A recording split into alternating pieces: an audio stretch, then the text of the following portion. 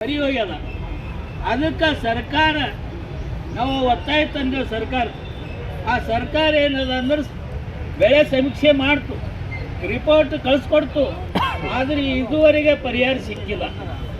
ಈ ಸರ್ಕಾರ ವನ ಸುಳ್ಳು ಆಶ್ವಾಸನೆ, ರೈತರ ಪರ ಅಂತ ಹೇಳ್ಕೊತಾ ಬಂದಿದಂಥ ಸಿದ್ದರಾಮಯ್ಯನ ಸರ್ಕಾರ, ಇವು ಸರ್ಕಾರ ಏನಿಲ್ಲ, ವನ ಜಾತಿದಾಗ ಜಗಳ ಸಲತ್ತಾರ. ರೈತರಿಗೆ ನೋಡ್ತಾ ಇಲ್ಲ, ಯಾರಿಗೆ ನೋಡ್ತಾ ಇಲ್ಲ. ಧರ್ಮದಾಗ ಜಾತಿದಾಗ ನೀವು ವಿಧಾನಸೌಧ ಅವರು ಅಸೆಂಬ್ಲಿದಾಗ ನೋಡ್ರಿ, ಅವ್ರದ್ದು ಏನು ಇರ್ತದ, ವನ ಜಾತಿ ಆಧಾರ ಮೇಲೆ ಇವತ್ತು ಜಗಳ ನಡೆದ. ರೈತರದ್ದು ಉದ್ಧಾರ ಅಂಬೋದು ಅವ್ರ ಬೈದಿಂದ ಒಂದು ಶಬ್ದ ಬರ್ತಾ ಇಲ್ಲ ರೈತರಿಗೆ ಏಳಿಗೆಗಾಗಿ. ಅದೇ ಕಡೆಯಿಂದ ಇವತ್ತು ನಮ್ಮ ರಾಜ್ಯ ಅಧ್ಯಕ್ಷರು ಕೋಡಿಹಳ್ಳಿ ಚಂದ್ರಶೇಖರ್ ಬಂದಾರ.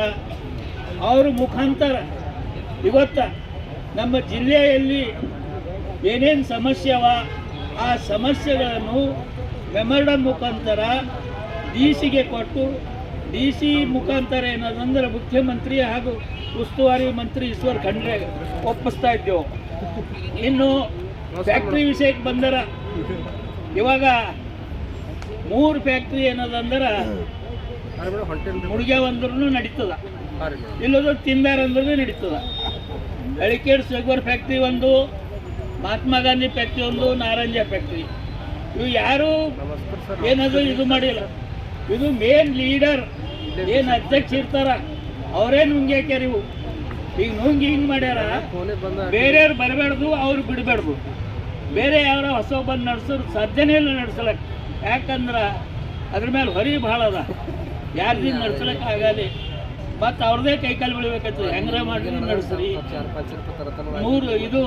15 ದಿನ ಪೇಮೆಂಟ್ ಮಾಡೋದು 1 ತಿಂಗಳಿಗೆ ಕೊಡ್ರಿ, ಹಿಂಗೆ ಅನ್ಕೋತ ಬರಬೇಕಾಯ್ತು. ಮಾನ್ಯ ಜಿಲ್ಲಾಧಿಕಾರಿಗಳನ್ನು ನಾವು ಕಳೆದ ಬಾರಿ ಭೇಟಿ ಮಾಡಿದ್ವಿ. ಈಗ ರೈತರ ವಿಷಯಗಳಿಗೆ ಸಂಬಂಧಪಟ್ಟಂಗೆ ಡಿ.ಸಿ ಅವರಿಗೆ ಸರ್ಕಾರಕ್ಕೆ ಸಂದೇಶವನ್ನು ಮುಟ್ಟಿಸ್ಲಿಕ್ಕೆ ನಾವು ಪ್ರಯತ್ನ ಮಾಡಿದ್ವಿ. ಮೇಡಮ್, ಈಗಾಗಲೇ ರಾಜ್ಯದಲ್ಲಿ ವಿದ್ಯುತ್ ಶಕ್ತಿ ಸಮಸ್ಯೆ ಉಲ್ಬಣ ಆಗಿದೆ. ಈಗಾಗಲೇ ನಾನು ಖುದ್ದಾಗಿ ಮುಖ್ಯಮಂತ್ರಿ ಜೊತೆ ಮಾತಾಡಿದ್ದೀನಿ. ರೈತರು ಬೆಳೆದಂಥ ಎಲ್ಲ ಬೆಳೆಗಳನ್ನು ಸರ್ಕಾರ ಬೆಂಬಲ ಬೆಲೆಯಲ್ಲಿ ಖರೀದಿ ಮಾಡಬೇಕು. ಇದಕ್ಕೆ ಸಂಬಂಧಪಟ್ಟಂಗೆ ಒಂದಿಷ್ಟು ಖರೀದಿ ಮಾಡೋದು ಕೈ ಬಿಟ್ಟು ಬಿಡೋದು. ತೊಗರಿ ಖರೀದಿಗೆ ಸಂಬಂಧಪಟ್ಟಂಗೆ ಸರಿಯಾದ ತೀರ್ಮಾನ ತಗೊಂಡಿಲ್ಲ. ಸೋಯಾಬೀನ್ ಅರ್ಧ ಖರೀದಿ ಮಾಡಿದ್ದಾರೆ.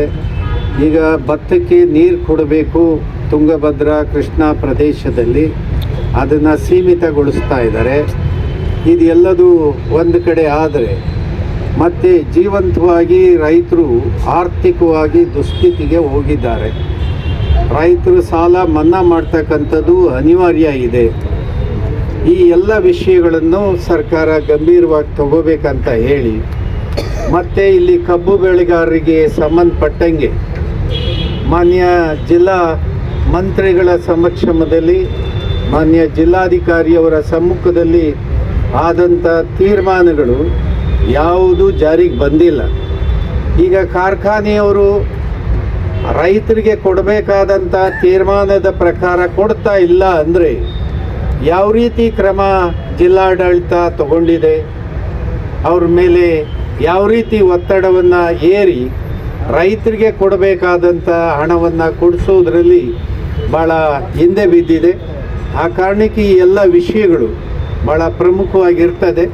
ಹಾಗಾಗಿ ನಮಗೆ ಭಾಳ ಮುಖ್ಯವಾಗಿ ಕೃಷಿ ಕಾಯ್ದೆಯನ್ನು ವಾಪಸ್ ಪಡಿಬೇಕಾಗಿದೆ. ಈಗಾಗಲೇ ಮುಖ್ಯಮಂತ್ರಿ ಕಳೆದ 3-4 ತಿಂಗಳಿಂದನೇ ಹೇಳಿದರು, ಮೊನ್ನೆ ಕೂಡ ವಿಧಾನಸೌಧದಲ್ಲಿ ಭೇಟಿಯಾದಾಗ ಕೂಡ ಹೇಳಿದರು ಈ ಅಧಿವೇಶನದಲ್ಲೇ ವಿಡ್ರಾ ಮಾಡಿಬಿಡ್ತೇವೆ ಅಂತ. ಆದರೆ ಅವರ ತರಾತುರಿ ಯಾವುದೂ ಕಾಣ್ತಾ ಇಲ್ಲ. ಹಾಗಾಗಿ ಈ ಸಂದೇಶವನ್ನು DC ಅವರು ಅವರಿಗೆ ತಲುಪಿಸಬೇಕು. ಹಾಗಾಗಿ ಸಂಬಂಧಪಟ್ಟಂಥ ಲಿಖಿತವಾದಂಥ ಪತ್ರವನ್ನು ತಮಗೆ ನೀಡ್ತಾ ಇದ್ದೀವಿ. ಇದಕ್ಕೆ ಜಿಲ್ಲಾಡಳಿತ ಒಂದು ಸಮಂಜಸವಾದಂಥ ಮಾತನ್ನು ಹೇಳಬೇಕು ಮತ್ತು ಸರ್ಕಾರಕ್ಕೆ ಮುಟ್ಟಿಸ್ಬೇಕಂತ ಹೇಳಿ. ತೊಗರಿ ಹಾನಿನೂ ಭಾಳ ಆಗಿದೆ. ನಾನು ಈಗ ಕಲಬುರಗಿ, ಯಾದಗಿರಿ, ಕೊಪ್ಪಳ ಆ ಕಡೆ ಭಾಗದಿಂದ ಬರ್ತಾ ಇದ್ದೀನಿ, ಬಳ್ಳಾರಿಯಿಂದ. ಎಲ್ಲ ಕಡೆಯಲ್ಲೂ ಸಮಸ್ಯೆ ಒಂದೇ ಥರ ಇದೆ.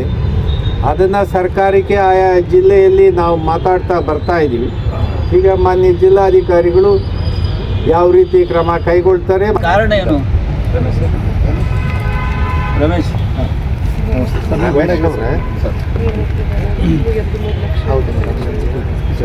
ದುಬಾರಿ ಆಗಿದೆ. ಈಗ ಎಲ್ಲ ಪ್ರಕ್ರಿಯೆಗಳು ನಮಗೆ ನಾಲೆಡ್ಜಲ್ಲಿದೆ. ಈಗ ಆ ಪ್ರಕ್ರಿಯೆಗಳು ಏನು ಹೊಸ 2023 ಹೊಸ ಆದೇಶ ಏನು ಮಾಡಿದ್ದಾರೆ, ಈಗ ರೈತರು ಸೋಲಾರಿಗೆ ಶಿಫ್ಟ್ ಆಗಲಿಕ್ಕೆ ಉತ್ತೇಜನ ಮಾಡಲಿಕ್ಕೆ ತಾವೇನು ಇಲಾಖೆ ಮಾಡಿದಿರೋ ಮಾಡೋದ್ರ ಮೂಲಕ ಗ್ರಿಡ್ ಕನೆಕ್ಷನ್ನ ತೆಗೆದುಬಿಡ್ತೀರಿ. ರೈತರನ್ನ ಕಂಪ್ಲೀಟ್ ಸೋಲಾರಿಗೆ ಶಿಫ್ಟ್ ಮಾಡಿಬಿಡ್ತೀರಿ.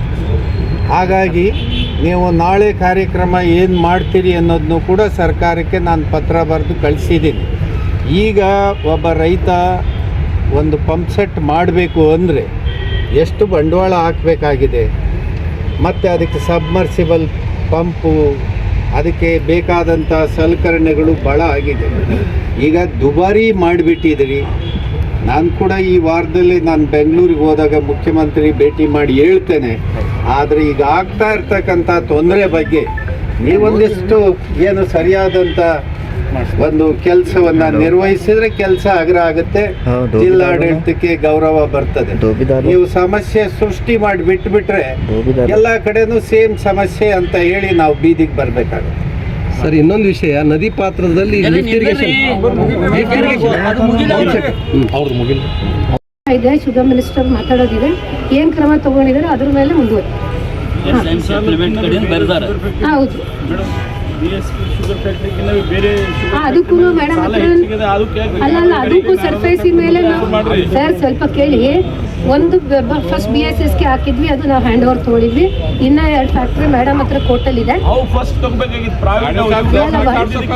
ಅದು 2 ಸಹಕಾರ ಸಕ್ಕರೆ ಕಾರ್ಖಾನೆ, ಅದು ಪ್ರೈವೇಟ್ ಅಲ್ಲ, ಪ್ರೈವೇಟ್ ಯಾವುದು ಅಲ್ಲ, ಅದು ಕೋಆಪರೇಟಿವ್ ಇದಾವೆ. 1 by 1 ತಗೋತಾ ಇದೆ.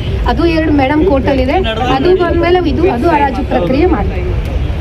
ಇಲ್ಲೊಂದು ಬೆಳೆ ವಿಮೆ ಏನು ಕಟ್ಟಿದಾರ, ನಮ್ಮ ಬೀದರ್ ಜಿಲ್ಲೆಯಿಂದ ಬಹಳಷ್ಟು ಕೋಟಿಗಂತೆ ಬೆಳೆ ವಿಮೆ ನಡೆದ, ಆದರೆ ಇವತ್ತಿಗೆ ಬೆಳೆ ವಿಮೆ ಸಿಗ್ತಾ ಇಲ್ಲ. ಇದಕ್ಕೇನು ತಾವು ಕ್ರಮ ಕೈಗೊಂಡ್ರಿ? ಈಗ ಮುಂಗಾರು 2024 ಮುಂಗಾರದು ಈಗ ತೊಗರಿ ನಿಮ್ಮ ಸ್ವಲ್ಪ ದಿವಸದಲ್ಲೇ ಕ್ರಾಪ್ ಕಟಿಂಗ್ ಎಕ್ಸ್ಪೆರಿಮೆಂಟ್ಸ್ದು ಫೈನಲ್ ರಿಪೋರ್ಟ್ ಹೋಗುತ್ತೆ ಕಮಿಷನರ್ ಆಫೀಸಿಂದ, ಆವಾಗ ಫೈನಲ್ ಸೆಟಲ್ಮೆಂಟ್ ಆಗುತ್ತೆ. ಅದಕ್ಕಿಂತ ಮುಂಚೆ ಈಗ 28 ಕೋಟಿ ರೂಪಾಯಿ ಈಗ 28,000 ರೈತರಿಗೆ 12.43 crore rupees ಈಗಾಗಲೇ ಜಮಾ ಆಗಿದೆ. ಅದು ಲೋಕಲೈಸ್ ಕೆಲಾಮಿಟಿಗೆ ಸಂಬಂಧಪಟ್ಟಂಗೆ, ಅದು ಟೆಂಪರರಿ. ಫೈನಲ್ ಸೆಟಲ್ಮೆಂಟ್ ಈಗ ಕ್ರಾಪ್ ಕಟಿಂಗ್ ಎಕ್ಸ್ಪೆರಿಮೆಂಟ್ಸ್ ರಿಸಲ್ಟ್ಸ್ ಬಂದ ಮೇಲೆ ಸೆಟ್ಲ್ ಆಗಿದೆ. ಸರ್ ಮೊದಲಿನ ಸಿಗುತ್ತೆ. ವರ್ಷಿಗಂತೂ ಸಿಕ್ಕಿದೆ, ಸಿಕ್ಕೇ ಇಲ್ಲ. ಇವರು ಸಿಗ್ತದಂದಾಗ ಅಲ್ಲ, ಸಿಗ್ತದೆ.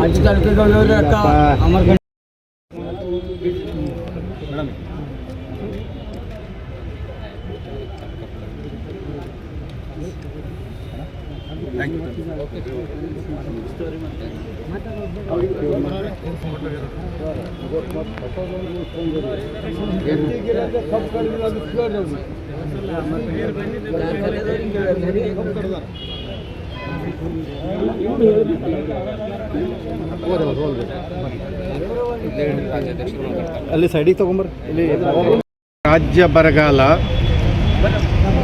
ಬರಗಾಲಕ್ಕೆ ಕರ್ನಾಟಕ ಸರ್ಕಾರ ಡಿಕ್ಲೇರ್ ಮಾಡಿದರು.